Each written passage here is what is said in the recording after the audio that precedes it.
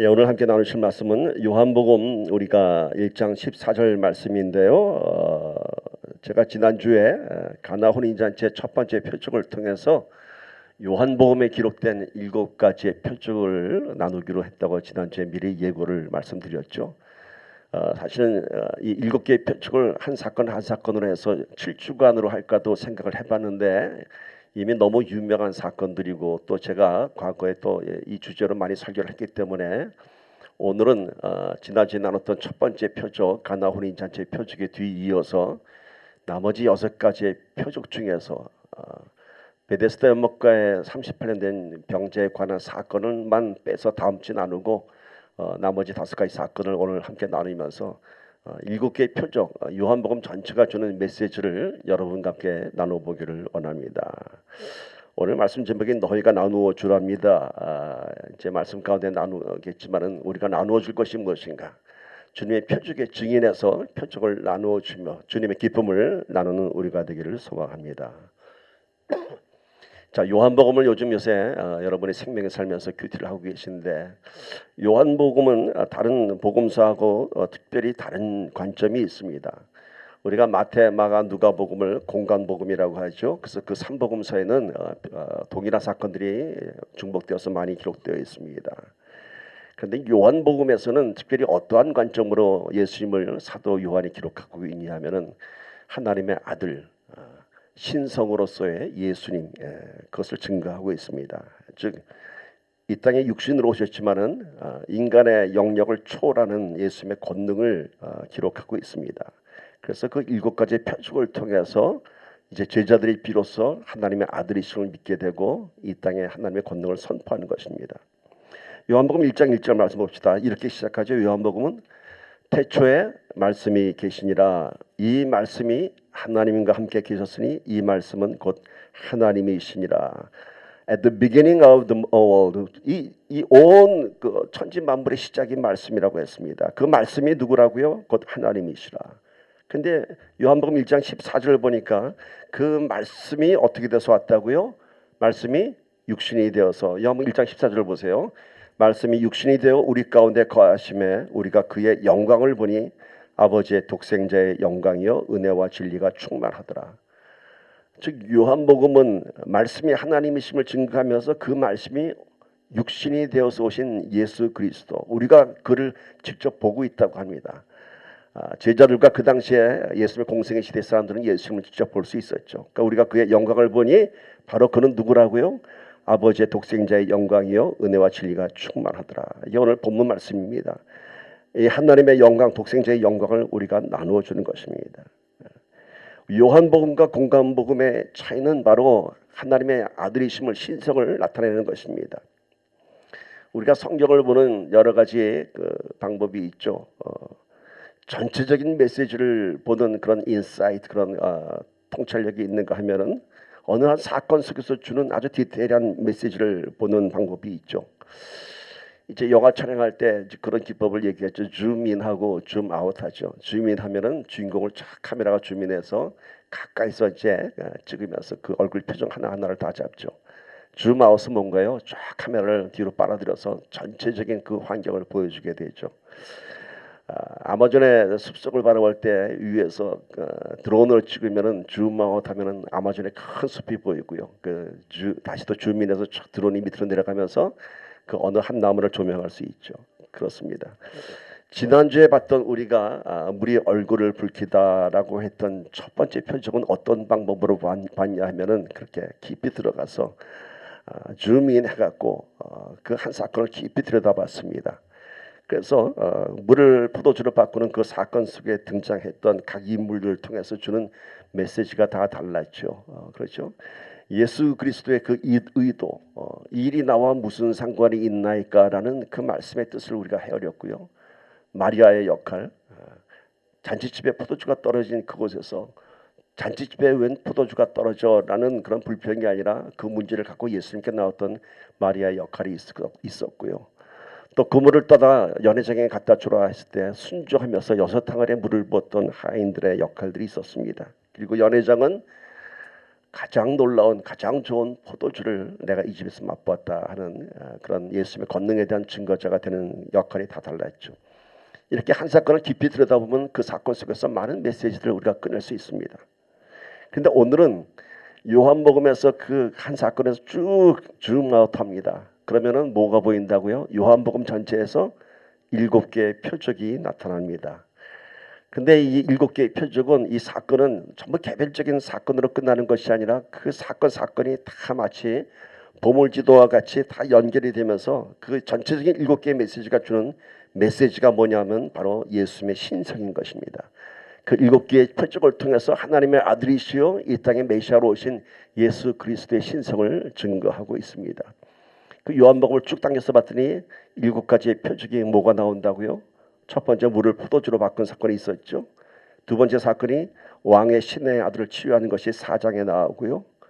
또 5장에 가니까 베데스다 연못가에 38년 된 병자를 치유하는 사건이 나오고요. 6장에 가니까 그 유명한 오병이의 표적이 있습니다. 6장에 동일하게 또 예수님께서 오병이의 표적을 일으키신 이후에 무리를 걸으시는 놀라운 사건이 기록되고요. 요한복음 9장에는 실로암 연못가의 소경을 치유하는 사건이 기록되고, 또 예수님께서 마지막 유월절 십자가에 매달리시기 전에 보였던 그 표적이 뭔가요? 11장에 기록된 죽은 나사로를 살리시는 사건입니다. 이 7개의 사건 중에서 다른 복음서에는 오병이어와 무리를 걸으시는 사건만 기록이 되어 있습니다. 나머지 5개 사건은 오롯이 요한복음에만 기록되어 있습니다. 왜 그럴까요? 마태, 마가, 누가복음은 예수님 공생의 마지막 1년을 중점적으로 조명했던 기록이고요. 요한복음은 예수님 공생의 첫 해부터 3년간 그 모든 사건들을 아주 중요한 사건을 기록하고 있는데 그것이 바로 이 7개의 표적입니다. 따라서 다른 복음서에 기록된 수많은 예수님의 치유와 표적의 사건들이 있지만은 전체적인 메시지가 하나가 연결되는 것은 바로 이 요한복음의 7개의 표적인 것입니다. 자, 7개의 표적이 주는 메시지가 무엇인가? 첫 번째 사건, 가나 혼인잔치에서 물을 포도주로 바꾼 사건은 우리가 지난주에 깊이 나눴죠. 제목이 뭐였죠? 물이 얼굴을 붉혔다. 물이 창조주 예수님을 보고 얼굴을 붉혔다. 시인 바이런의 표현이라고 얘기했죠. 그래서 이 지난주 첫 번째 표적의 의미는 뭔가요? 본질적인 변화입니다. 본질적인 변화. 우리가 예수님을 영접하면은 새로운 피조물이 되는 것이죠. 그 피조물 안에 뭐라고요? 예수님의 생명이 있는 것입니다. 포도주, 예수님의 피가 있는 것입니다. 또 이 사건을 통해서 제자들이 비로소 예수 그리스도를 믿기 시작했습니다. 따르는 제자들에서 예수를 믿는 제자들이 되었죠. 자, 오늘 두 번째 사건을 봅시다. 왕의 신하의 아들을 치유하는 사건입니다. 요한복음 4장 46절에서 54절 그 사건 속으로 한번 들어가 봅시다. 자, 예수께서 다시 갈릴리 가나에 이르시니 전에 물로 포도주를 만드신 곳이라. 왕의 신하가 있어 그의 아들이 가버나움에서 병들었더니 그가 예수께서 유대로부터 갈릴리로 오셨다는 것을 듣고 가서 청하되 내려오셔서 내 아들의 병을 고쳐 주소서 하니 그가 거의 죽게 되었습니다. 예수께서 이르시되 너희는 표적과 기사를 보지 못하면 도무지 믿지 아니하리라. 신하가 이르되 주여 내 아이가 죽기 전에 내려오소서. 예수께서 이르시되 가라 내 아들이 살아있다 하시니 그 사람이 예수께서 하신 말씀을 믿고 가더니 내려가는 길에서 그 종들이 오다가 만나서 아이가 살아있다 하거늘 그 낫기 시작한 때를 물은즉 어제 7시에 열기가 떨어졌나이다 하는지라. 그의 아버지가 예수께서 내 아들이 살아있다 말씀하신 그때인 줄 알고 자기와 그 온 집안이 다 믿으니라. 이것은 예수께서 유대에서 갈릴리로 오신 후에 행하신 뭐라고요? 두 번째 표적이니라. 처음에 이 장소를 얘기하죠.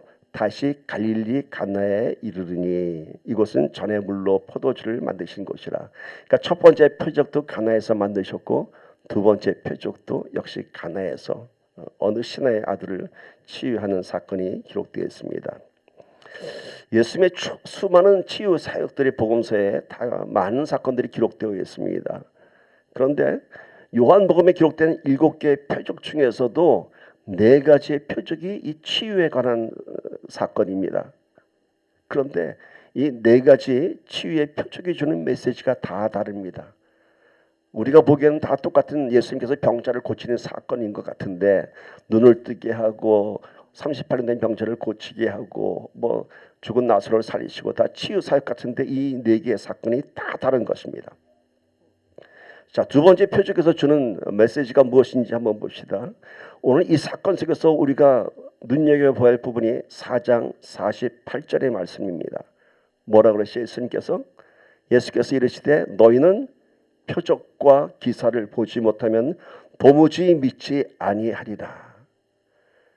자, 예수님의 제자들도 첫 번째 표적을 통해서 비로소 예수를 믿게 됐어요. 그러니까 예수님께서 지금 이 유대인들에게 하는 말씀이 뭐냐면, 너희는 도저히 눈으로 보지 않으면 믿지 않는다는 것이죠. 표적과 기사를 보지 않으면 믿지 않는다는 거예요. 이 사건 바로 앞에 어떤 일이 기록되어 있는가 하면은, 자, 요한복음 2장 가나의 혼인잔치를 마치고 첫 번째 표적을 마치고 예수님은 어디를 가셨냐면은 예루살렘으로 내려가셨습니다. 예수님 공생의 첫 번째 유월절을 치르기 위해서 내려가셨죠. 그곳에서 니고데모를 만나고 또 많은 표적을 일으키셨습니다. 그리고 그곳에서 가장 먼저 하셨던 일이 성전에서 장사하는 자들을, 그 장사하는 상들을 다 뒤엎어 버렸습니다. 환전상의 그런 장사하는 그 상들, 또 그 제사에 쓸 물건들을 파는 장사들의 그 상을 다 뒤엎어 버렸습니다. 그러면서 뭐라고 말씀하시냐면은, 그 장사하는 사람들이 그러죠. 네가 누구기에 이렇게 와서 성전을 다 뒤엎느냐. 정말 하나님의 아들이거든 표적을 보여라 라고 합니다.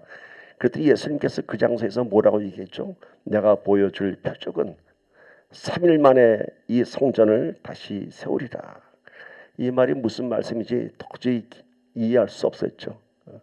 그 성전, 예루살렘 성전은 46년 동안 지은 성전인데 예수님께서 내가 이 성전을 싹 걸어버리고 3일 만에 다시 세우리라. 무슨 말인지 이해할 수 없었어요. 표적을 보여달라고 했더니 예수님께서 뭐라고요? 3일 만에 이 성전을 세우리라. 우리는 이 표적이 뭔지 알죠? 뭐예요? 십자가를 지나서 부활의 사건을 얘기하는 것이죠. 그리고 예수님께서는 이제 다시 고향으로 갈릴리로 올라가십니다. 첫 번째 유월절을 마치고. 그러다가 드리는 것이, 자, 예루살렘에서 갈릴리로 올라가시다 보면 거치할 곳이 사마리아 땅입니다. 그곳에서 만난 한 여인이 있죠. 우물가의 사마리아 여인이. 그 여인과 유명한 대화가 있죠. 내 남편을 데려오라 했더니 남편이 없습니다 했더니, 네 말이 맞도다. 너에게 남편이 5이 있었지만 지금 있는 남편도 네 남편이 아니다. 이 여자의 험한 과거를 예수님께서 말씀하시니까 이 여인이 놀라서 물동이를 집어 던지고 마을로 뛰어들어갑니다. 그러면서 내가 메시아를 만났다고. 그랬더니 이날 이 사마리아에서 무슨 일이 벌어졌나요? 예수님을 만난 것은 오직 사마리아 여인 한 여인이 만났는데, 이 여인이 들어가서 물동이를 집어던지고 외쳤더니 사마리아의 모든 사람들이 예수님을 영접했다고 합니다. 여기서 눈여겨볼 게 뭐가 있나요? 이 사람들이 표적을 봤나요? 표적이 없었어요. 그런데 사마리아의 모든 사람들이 예수님을 구세주로 영접했다고 합니다. 그러니까 예수님께서 하시는 말씀이 뭐예요? 지금 오늘 너희들은 표적을 보지 않고는, 표적과 기사를 보지 못하면 도무지 믿지 아니하는구나. 그런데 그 앞에 누구를 만났다고요?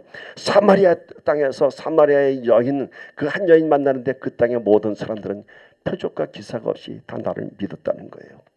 사마리아인이 누군가요? 유대인들이 괄시하는 이방인들이죠. 여기서 예수님께서 말씀하시는 것은 표적 없이 믿지 않는 유대인들에 대한 질책입니다. 그리고 누가복음 7장 1절 10절에 또 이런 사건이 기록됩니다. 이 표적에 관해서 이제 어느 백부장이라고 하는 것은 100명의 그 부하가 있는 로마의 그 장교죠. 자기 부하가 심한 병을 앓게 됐을 때 예수님이 그 지방에 오신다는 얘기를 듣고 자기 부하를 치유하기 위해서 사람을 보냅니다. 그때 예수님께서 그곳으로 가겠다 하니까 이 백부장이 뭐라고 하냐면은, 오지 않으셔도 됩니다.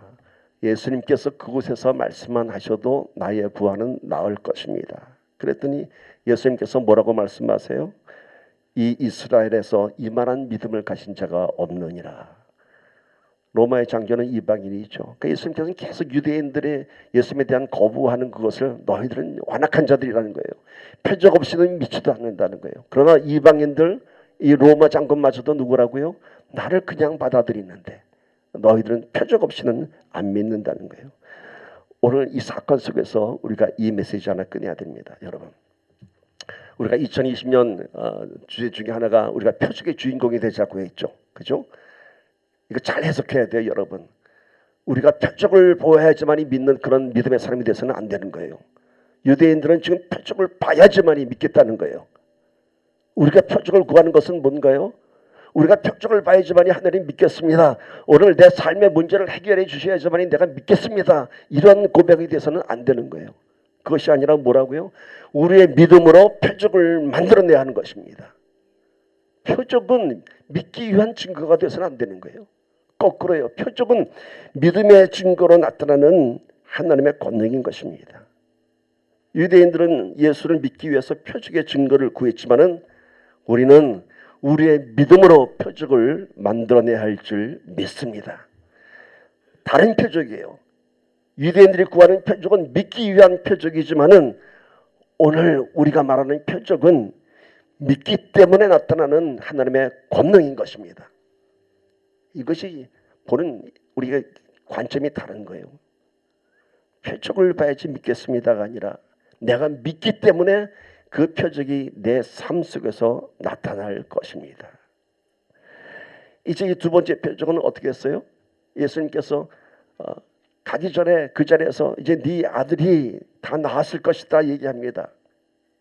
그 자리에 같이도 안 나는데, 그러니까 이제 이 아들이 언제 낳는가 봤더니 예수님께서 말씀하신 그 시간에 그곳에서 난 거예요. 그러니까 이 두 번째 표적은 예수님의 능력은 시간과 공간을 초월하시는 것이에요. 그 자리에 가셔야지만 하는 것이 아니라 이 자리에서 예수님은 그 권능으로 그쪽에 있는 아들을 고치신 거예요. 지금 예수님의 몸은 어디에 있다고요? 가나에 있었어요. 근데 이 왕의 신하는 아들은 어디에 있었냐면 가버나움에 있었다고 합니다. 거리가 한 30마일 떨어진 거리입니다. 그것은 30마일 떨어진 거리에서 예수님께서 네 아들이 나았다 하니까 그 시간에 난 거예요. 이 두 번째 표적의 의미는 뭔가 하면요, 우리의 믿음은 지금 이 시간 이 자리에서 국한되는 것이 아니라 우리의 믿음은, 우리의 표적은 시간과 공간을 초월해서 역사하시는 것입니다. 우리는 지금 비록 예수님을 눈으로 볼 수 없지만은 우리의 믿음을 통해서 예수님의 그 권능을, 2000년 전의 그 권능을 오늘 이 자리로 끌어들이는 것입니다. 그것이 두 번째 표적의 의미입니다. 우리의 기도는 여러분 결코 시간과 공간에 얽매이지 않습니다. 오늘 우리가 하는 기도가 우리의 내일을 만들 것이고요, 어제 우리의 기도가 지금 오늘 우리의 현실의 모습인 것입니다. 그래서 우리가 기도해야 하는 것이에요. 우리는 기도하고 늘 그 기도의 응답의 결과를 지금 당장 보기를 원하지만은 그 기도의 응답은 하나님께서 원하신 때에 하나님께 가장 선하신 방법으로 역사하시는 것입니다. 우리는 내일 먹을 것은 준비하죠. 내일 뭐 먹을까? 내일은 뭘 먹을 준비할까? 그러면서도 내일을 위한 기도는 하고 있는지요? 이런 질문 한번 던져봅시다. 내일 해야 할 일은 준비하면서 내일을 위한 기도는 내가 하고 있는지. 결코 우리가 오늘 하는 기도는 헛된 것이 아닙니다. 오늘 기도했는데 내일 그 기도가 나타나지 않는 이유는 나의 타이밍하고 하나님의 타이밍하고 다른 것이에요. 우리는 그 타이밍을 원하지만은 하나님께서는 가장 선하신 때에 우리의 기도에 응답하시는 것입니다. 그래서 이 두 번째 표적에서는 예수님께서는 표적을 보고 믿지 말라는 것이에요. 표적을 구하지 마라. 단 너의 믿음으로 표적이 나타날 것이다 말씀하시는 것이에요. 로마의 백부장이 그렇게 믿었고요, 사마리아 땅의 사람들이 그렇게 믿지 않았습니까? 오늘 우리가 하나님의 권능을 움직인다고 하는 것은 그 공간과 시간에 제한된 것이 아니라 내가 지금 이 자리에서 기도할 때에 그 기도가 어느 곳에선가 열매 맺는 것입니다. 저는 한국에서 찬양 집회를 할 때 이런 간증을 참 많이 들었습니다. 어느 여자 집사님이 찬양 집회 가운데 막 울면서 부르짖으면서 기도합니다. 그리고 그 다음 주에 만나는데 간증을 하러 올라왔어요. 무슨 간증을 하냐면은 그 집회에서 기도를 하는데 시골에 계신 어머님이 병석에 누워있는 그 모습이 보이면서 너무 가슴 아파서 자기 어머니를 위해서 기도했다고 합니다. 하나님, 우리 어머니 치유해달라고. 그런데 놀라운 일이 벌어졌어요. 그 다음날 집회가 마치고 궁금해서 시골에 전화를 했더니 어머니가 병이 다 나으셨는데 언제 나셨어요 했더니 어젯밤에 기도할 때 그 시간이었다고 합니다. 이 성경의 역사가 그대로 나타나는 겁니다. 여러분 이런 간증 들으면 도전받지 않으십니까? 오늘 우리는 이민자의 삶을 살고 있지 않습니까? 근데 안타까운 형편이 한국에까지도 전해질 수 있다는 사실을 믿으시기를 축복합니다. LA에서 하는 기도가 저 한국 땅에서 증거될 줄 믿습니다. 이제 세 번째 표적은 38년 된 베데스다 연막가의 병자를 고치는 사건인데요. 이 사건은 제가 오래전에도 한번 설교를 했었는데 참 의미가 깊습니다. 그래서 요한복음 하면서 한번 이 사건을 다시 한번 짚고 넘어가기를 바랍니다. 그래서 이거는 우리가 다음 주에 나누도록 하겠습니다. 다음 주에 세 번째 표적은 좀 깊이 인사이트를 우리가 깊이 들어가 보도록 하겠습니다. 그리고 네 번째가 그 유명한 오병이어의 표적입니다. 마태복음 6장 1절, 요한복음 6장 1절 14절에 기록되어 있는데 오늘은 한번 마태복음에서 어떻게 얘기하나, 어떻게 기록되어 있나 마태복음 쪽을 한번 봅시다. 마태복음 14장 15절 16절 봅시다. 저녁이 되매 제자들이 나와 이르되 이곳은 빈들이요 때도 이미 저물었으니 무리를 보내어 마을에 들어가 먹을 것을 사 먹게 하소서. 예수께서 이르시되 갈 것 없다. 너희가 먹을 것을 주라. 너희가 먹을 것을 주라 라고 합니다. 오늘 말씀 제목이 뭐죠? 너희가 나누어 주라. 그런데 여러분 지금 이곳은 이제 메세다 평원인데 해는 저물었고 아무것도 먹을 것이 없다고 합니다. 그러니까 마을에 들어가서 먹을 것을 사야 한다고 합니다. 그런데 예수님께서 뭐라고 하세요? 가지 말고 너희가 먹을 것을 주라고 합니다. 아니 제자들은 지금 아무것도 없다고 얘기하는데 제자들에게 너희가 나눠주라고 합니다. 예수님이 이렇게 형편을 모르실까? 이 말을 들었을 때 제자들의 마음들이 어땠을까요? 참 주님 참 속도 모르시는군요. 우리도 굶을 판인데 이 5천 명의 남녀노소 앞에서 2만 명의 사람들을 우리한테 뭘 나눠주라고 하는 건가요? 근데 요한복음에서는 당시 상황에 대해서 더 자세히 기록되었습니다. 요한복음 6장 5절 7절 보세요. 예수께서 눈을 들어 큰 무리가 자기에게로 오는 것을 보시고 빌립에게 이르시되 우리가 어디서 떡을 사서 이 사람들을 먹이겠느냐 하시니 이렇게 말씀하시면 뭐라고요? 친히 어떻게 하실지를 아시고 빌립을 시험하고자 하심이라. 빌립이 대답하되 각 사람으로 조금씩 받게 할지라도 200데나리온의 떡이 부족하리이다. 빌립이 누군가요? 요한복음에서 예수님께 제일 첫 번째 부른 제자죠. 나다나엘을 데리고 왔던 come and see 했던 그 빌립이에요. 예수님께서 그 빌립을 어떻게 해요? 시험하고자 하심이라. 왜 시험하려고 하셨을까? 이 앞에 보니까 예수님께서 뭐라고 하셨다고요? 어떻게 하실지를 아셨다고 해요. 그러니까 예수님은 지금 이들에게 어떻게 떡을 먹을 것인지 이미 다 알고 계셨고 이 문제가 전혀 문제가 되지 않으셨습니다. 왜? 전지전능하시기 때문에 이 오병이의 표적을 미리 알고 계셨죠. 어떻게 일이 벌어질지를. 그래서 너희들이 먹을 것을 나눠주라. 결국 제자들이 나눠줬잖아요. 5천 명을. 그리고 또 12광주리가 남았잖아요. 예수님께서 미리 이렇게 말씀하신 거예요. 그랬더니 빌립이 뭐라고요? 아니요. 떡을 조금씩 나눠준다고 할지라도 200데나리온, 한 데나리온은 한 일당, 하루의 일당에 해당하죠. 그러니까 지금으로 치면 하루 일당에 한 100불이라고 친다면 2만 불 필요합니다 이거예요. 여러분 오늘 주님이 우리에게 질문하십니다. 지금 네 문제가 무엇이냐라고 질문한다면 어떻게 대답하시겠습니까? 지금 네 문제가 뭐냐? 예수님께서 빌립을 시험한 이유는 뭐냐면요. 너는 여전히 현실의 상황 속에서 나를 보지 못한다는 거예요. 뭘 봐요? 5천 명이 먹을 200데나리온의 떡, 현실적인 사건만 지금 평가를 하는 거예요. 주님이 함께 계시는데 예수님은 보지 못하고 빌립은 200데나리온의 떡이 필요합니다 라고 얘기하는 거예요. 오늘 주님이 우리에게 지금 네 문제가 무엇이냐라고 물으신다면은 네, 직장의 문제입니다. 사업장의 문제입니다. 건강의 문제입니다. 경제적인 문제입니다. 아마 이런 많은 문제들을 대답할 거예요. 그렇죠? 이게 뭐예요? 빌립과 같은 대답이에요. 200데나리온이 필요합니다 라고 하는 빌립하고 똑같은 대답이에요. 아이들이 멀리 떨어져 있습니다. 아이들이 학업 진로가 내 문제입니다. 근데 뭐라고요? 예수님께서는 이 질문할 때 어떻게 하실지를 알고 물으셨다고 했어요. 그럼 주님께서 오늘 우리가 이런 질문을 던진다면 그 해답을 다 갖고 계신 것이에요. 그럼 우리가 어떻게 대답하죠? 주께서 하실 것입니다.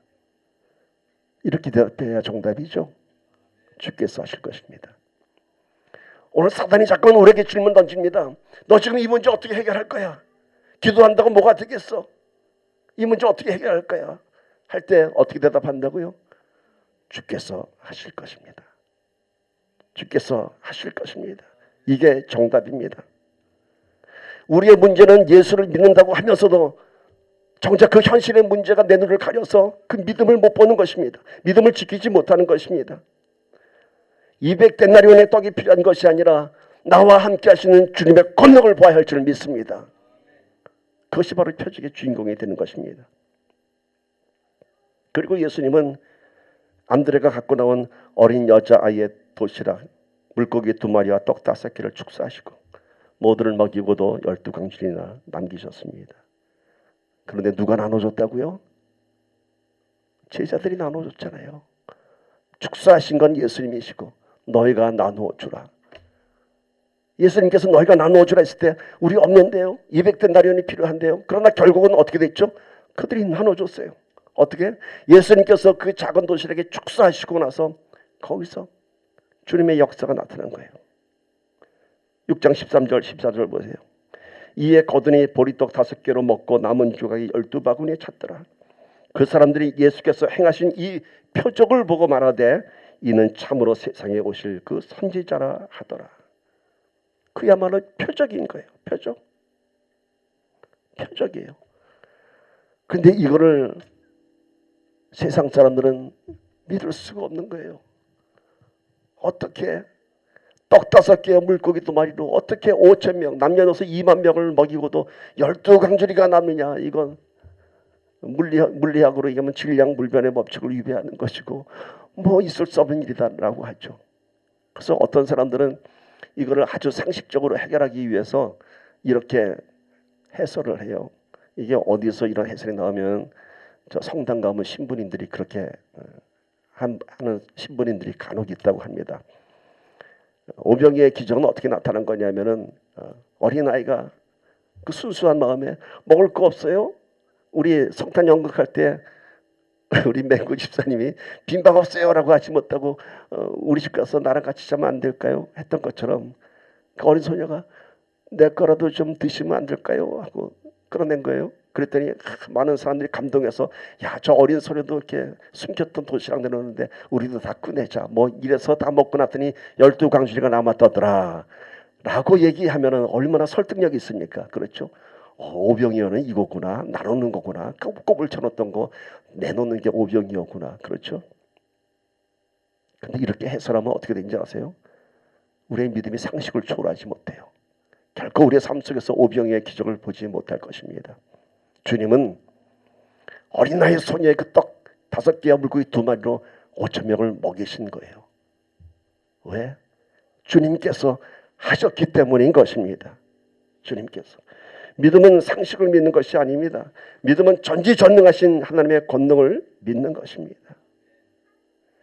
너희가 나누어 주라. 오늘 우리에게 주님 말씀하십니다. 너희가 나누어 주라.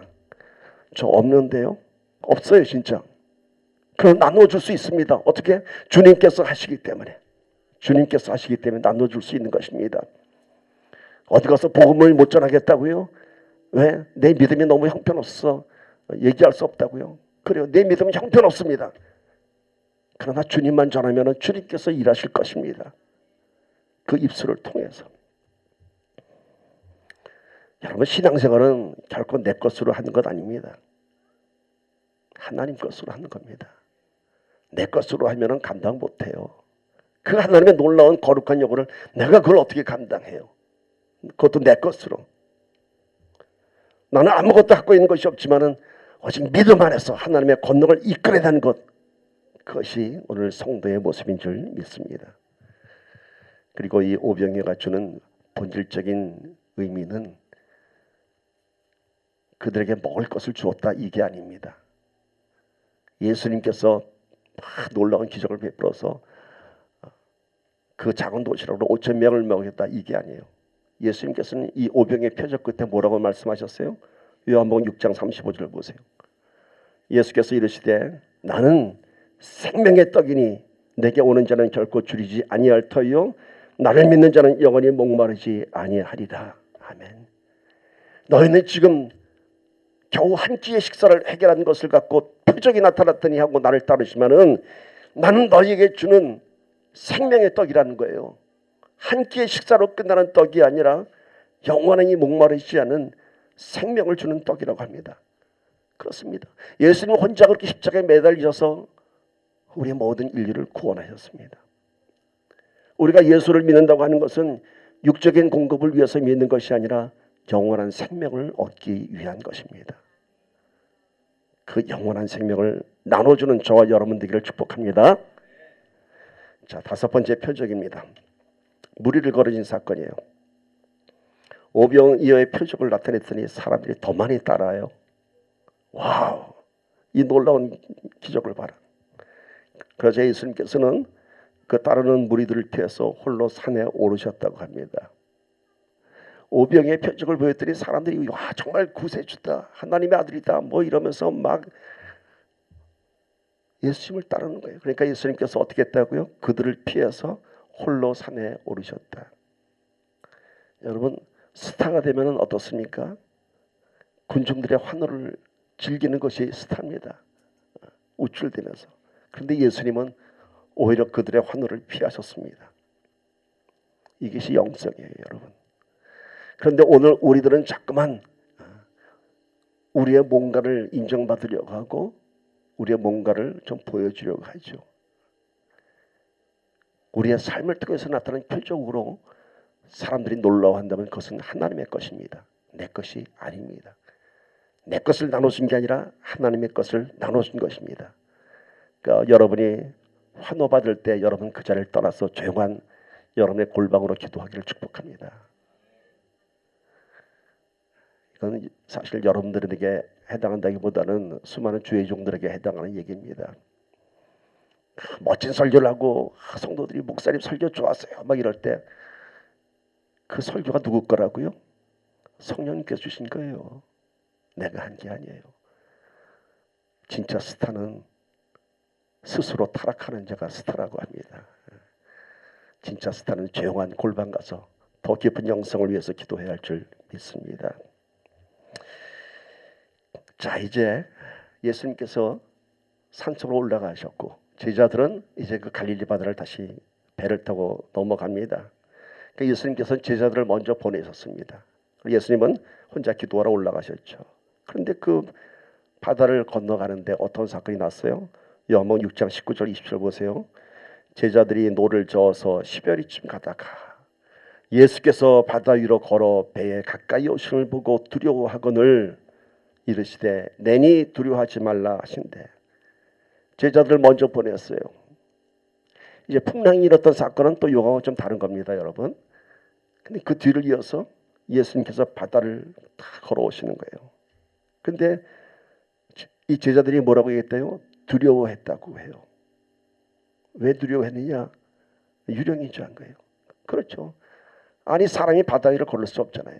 그 컴컴한 바다의 밤바다 위에 걸어오는 게 누구겠어요? 유령이죠. 근데 당시 뱃사람들에게는 이런 속담이 있다고 합니다. 바다에서 유령을 보면 그 배는 가라앉는다라는 속담이 있었다고 해요. 그래서 제자들이 바다를 건너오는 사람을 보고 유령이다. 이제 우리 죽었다라고 하는 거예요. 그랬더니 예수님께서 It's me. 내니 두려워 말라. 예수님께서 같이 배를 타고 가다가 주무시다가 풍랑을 꾸짖어서 잠잠케 한 사건이 있었죠. 그걸 보고도 제자들은 저분이 누구에게 시기에 바다를 꾸짖어 잠잠케 하느냐라고 그는 하나님의 아들이다 고 믿었어요. 그런데 이 사건은요, 꾸짖어 잠잠케 하는 사건은 제가 얘기했죠. 우연한 사건으로 기적적인 일이 일어날 수 있어요. 우연한 사건, 기상 조건이니까 저도 배 타고 가다가 막 풍랑인데 제가 예수 이름을 명하니 잠잠해질 쩌다 했는데 정말 잠잠해질 수 있어요. 내 능력이 아니라 우연히. 근데 이 바다 위를 걸어오는 사건은 우연한 사건이 아니죠. 그래서 이건 뭐예요? 표적이죠. 표적. 예수님께서 물 위를 걸으신 사건은 초자연적인 현상이에요. 왜 예수님께서는 이날 바다 위를 걸으셨을까? 제자들의 두려움을 잠재우기 위한 것이었습니다. 거친 바다는 참 두렵습니다. 그러니까 거친 바다는 두려움을 상징하는 것이에요. 그런데 예수님은 그 두려움을 밟고 건너오셨어요. 이제 여기서 베드로가 등장하죠. 마태복음 14장 28절 31절에 물 위를 걸으시는 예수님을 보고 베드로가 이렇게 얘기하죠. 베드로가 대답하여 이르되 주여, 만일 주님이시거든, 유령인 줄 알았는데 예수님이라면 정말 주님이시거든 나를 명하여 물 위로 오라소서 하니 오라 하시니 베드로가 배에서 내려 물 위로 걸어서 예수께로 가되 바람을 보고 무서워 빠져가는지라 소리질러 이르되 주여 나를 구원하소서 하니 예수께서 즉시 손을 내밀어 그를 붙잡으시며 이르시되 믿음이 작은 자여 왜 의심하였느냐 하시고. 자, 와, 베드로 아주 베드로답게 물 위를 걸어오신 예수님을 보고 만약 정말 예수님이면은 나도 한번 물 위를 걷게 해주세요 하는 거예요. 예수님께서 뭐라고 했죠? 내려와.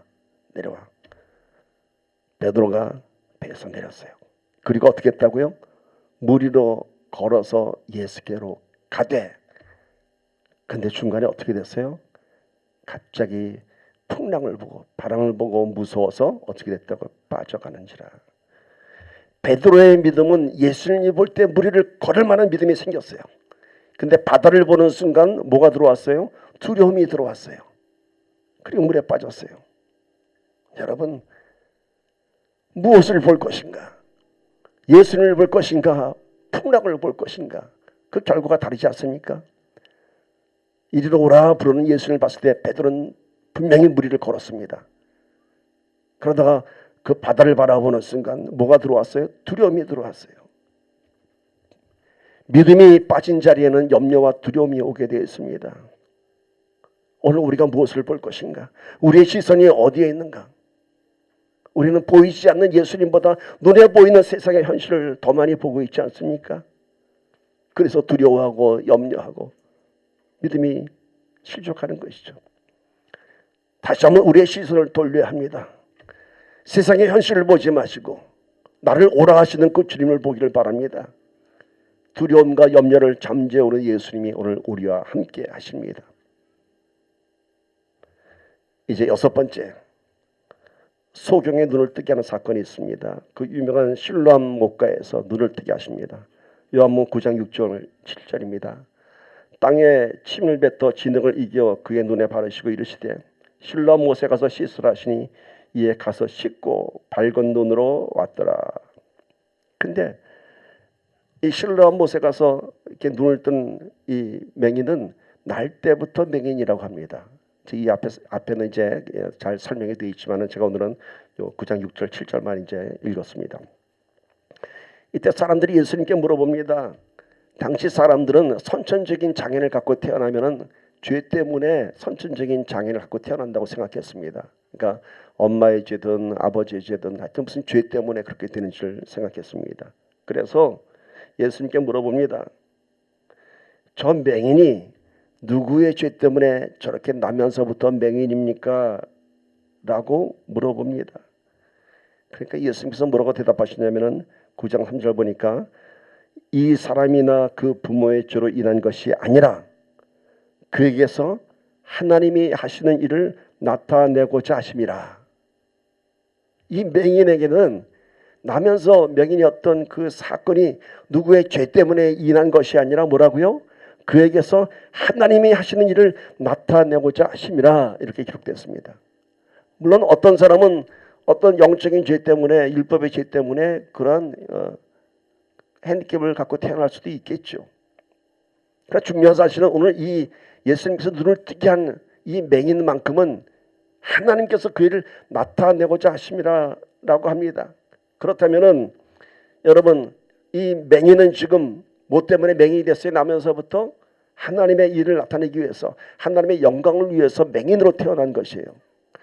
우리가 객관적으로 볼 때는 그 사람의 인생이 얼마나 비참할까, 얼마나 불행할까. 왜 하나님은 불공평하게 저렇게 나면서부터 맹인을 만들으셨을까? 그러나 결국 그는 눈을 뜨게 되죠. 하나님의 영광을 드러내죠. 여러분 우리 신앙생활하면서요 하나님의 영광을 드러내기 위한 우리에게 주어지는 고난의 시간들이 있습니다. 그런데 그 고난의 시간이 무엇 때문이라고요? 나의 죄 때문에 그런 고난의 시간을 받을 수도 있고 나의 훈련을 위해서 그런 고난의 시간을 받을 수도 있지만은 어떤 사건은 하나님의 영광을 드러내기 위해서 그런 고난의 시간들을 줄 수 있다는 것이에요. 우리 지난 수요일날 요셉을 다뤘죠. 요셉의 그 시련 속에서 뭐라고요? 그 시련은 하나님께서 주신 시련이에요. 뭘 나타내기 위해서? 하나님의 형통하심을 드러내기 위해서 요셉을 형들에게 팔려가게 하고 그 애굽 땅에서 눈명을 받아 옥살이를 하게 했던 것이에요. 무엇을 위해서? 하나님의 영광을 나타내기 위해서. 오늘 우리 삶 속에 시련이 있다면은 오늘과 우리 그 시련 속에서 하나님의 영광을 나타내기를 축복합니다. 그 시간 속에서 하나님께서 일하시기 원하시는 것이에요. 실롬에서 눈을 뜬 이 사람처럼 오늘 우리의 영적인 눈이 밝아지기를 바랍니다. 내 시련과 고난을 바라보는 우리의 시선이 원망과 불평함이 아니라 하나님의 일하심을 우리가 깨닫기를 바랍니다. 하나님께서 하실 것이라는 것을. 그런데 예수님께서 이 맹인의 눈을 뜨는데 좀 이해할 수 없는 방법을 사용했죠. 가서 땅에다 침을 뱉어서 진흙을 이겨서 눈에 바르라고 합니다. 그냥 예수님께서 눈을 뜨게 하시려면 멋지게 눈이 떠질쩌다 하면 눈이 딱 떠지면 얼마나 좋아요. 근데 좀 지저분하게 땅에다 침을 뱉어서 그걸 뭐 진흙을 이겨서 눈에 바르라고 해요. 그리고 눈을 떴어요. 이 사건 이후에 여러분 어떤 일들이 있었을까요? 어떤 일들이 있었을까요? 막 소문이 났을 거예요. 야, 나면서부터 맹인인 저 사람이 신랑 연못 가서 땅에다 침 발라서 겠더니 눈 떴어. 눈 떴대. 그러니까 온갖 유대 땅의 맹인들은 다 왔을 거 아니에요. 그리고 저마다 다 침을 뱉었을 거 아니에요. 그렇죠? 그러고 갖다 딱 붙였을 거예요. 눈 떴을까요? 안 떴을까요? 한 명도 눈 뜬 사람 없어요. 한 명도. 이것은 진흙과 실로암 연못에 그 침의 비밀이 있는 것이 아니라 예수님 안에 권능이 있었던 것이에요. 예수님 안에. 신앙의 기적은 어떤 방법이 아닙니다. 어떤 재료가 아닙니다. 오직 순종을 통해서 예수님께서 하시는 것입니다. 때로는 하나님께서 우리에게 이해할 수 없는 일을 요구하실 때가 있죠. 진에게다 침을 말아서 눈에다 붙여라 라는 것처럼 이상하게 왜 하나님이 왜 그렇게 해야 돼요? 하나님 요구하시는 건 그거예요. 우리의 믿음의 순종을 요구하시는 거예요. 그래서 지난주에 6항아리에 물을 갖다 부으라 했을 때도 왜 발 닦는 항아리에다가 물을 갖다 부으라 할지 이해할 수 없었지만은 그 6항아리에 물을 부는 순종을 통해서 물이 포도주가 된 것입니다.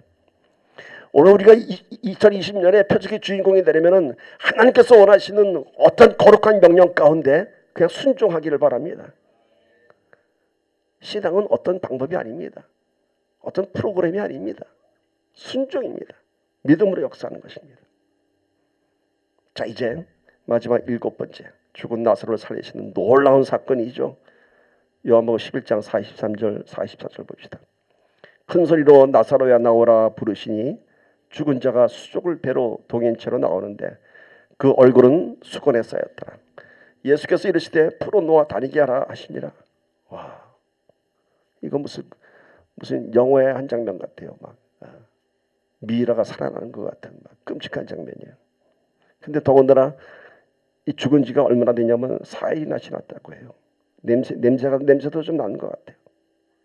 근데 예수님께서 이 나사로 집에 왔을 때 이 나사로의 동생인 마리아와 마르다가 뭐라 그랬지? 예수님께 주님 끝났어요. 오빠가 죽었어요. 그러면서 예수를 원망합니다. 조금만 더 일찍 오셨으면 살 수 있었을 텐데. 그런데 예수님께서 뭐라고 그러세요? 죽은 게 아니야. 나사로는 자고 있는 거야. 나사로를 불렀습니다. 나사로야 나오라 했더니 죽은 자가 수족을 배로 동행치로 나옵니다. 여러분, 마리아와 마르다가 뭐라 그랬어요? 이제 끝났다고, 다 죽었다고. 예수님께서 뭐라 그러세요? 아니야, 안 죽었어. 나사로야 나와라. 모든 사람들이 다 상황이 끝났다고 할 때, 그때 예수님께서 일하실 때입니다. 사람들은 끝났다고 합니다. 그러나 예수님은 그때부터 상황 시작입니다. 끝이 아니라 이제 내가 불러서 이렇게 세울 때라고 합니다. 오늘 우리의 현실 속에서 이제 끝이라고 할 때 그것이 끝이 아니라 예수님께서 일하실 때입니다. 죽음에서 생명으로 건지신 예수님께서 오늘 우리 삶 속에서도 여러분의 모든 무너진 소망들을 다시 한번 일으켜 세울 줄 믿습니다. 오늘 이 7번째 마지막 표적은요, 3번째 예루살렘, 즉 예수님께서 십자가에 못 박혀 죽으시기 직전에 예루살렘 내려가시면서 예루살렘 입성 전에 바로 보이신 표적입니다. 이 일로 인해서 예루살렘에 수많은 사람들이 모입니다. 왜? 죽은 나사로를 살리셨대. 죽은 자를 살리셨대. 그래서 예수님께서 예루살렘 성에 입성할 때 호산나 호산나 외치는 그 수많은 사람들은요, 다 이 사건 때문에 온 거예요. 그러나 결국 예수님은 이렇게 놀라운 7개의 표적을 보이셨음에도 불구하고 십자가에 매달리셨습니다. 그 의미는 제가 얘기 안 해도 아시죠? 우리를 살리시기 위해서 그 놀라운 표적을 다 보이신 분이 말없이 어린 양의 모습으로 십자가에 매달리셨습니다. 여러분, 요한복음의 7개의 표적이 주는 의미는 다 다릅니다. 그러나 결국은 예수 안에 있으면 그 7개의 표적이 우리의 삶 속에서 권능으로 나타날 줄 믿습니다. 오늘 말씀 제목이 뭐라고요? 너희가 나누어 주라. 너희가 나누어 주라. 오늘 우리가 표적의 주인공이 되어서 우리가 나누어 주길 바랍니다. 근데 뭘 나눠 준다고요? 표적이 아니라 믿음을 나눠 주는 거예요.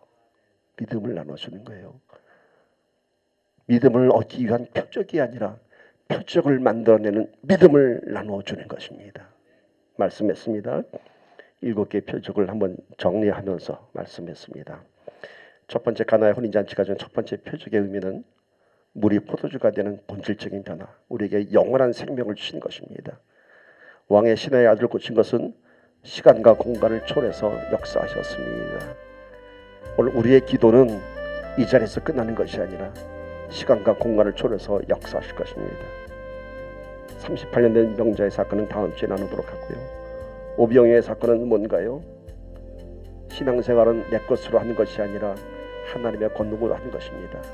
내 것을 나눠주는 것이 아니라 주님의 것을 나눠주는 것입니다. 그리고 주는 것은 육적인 필요가 아니라 생명의 떡을 나눠주는 것입니다.